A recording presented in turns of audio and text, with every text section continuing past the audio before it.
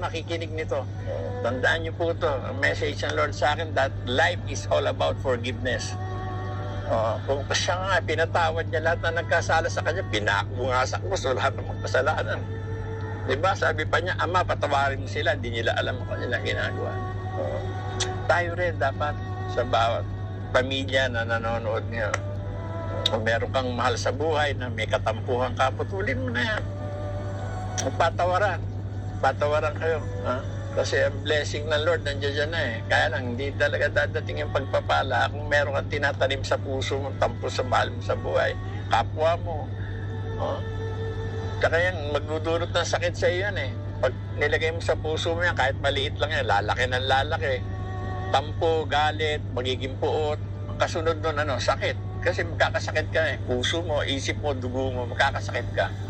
So, ang message na gusto ko i-share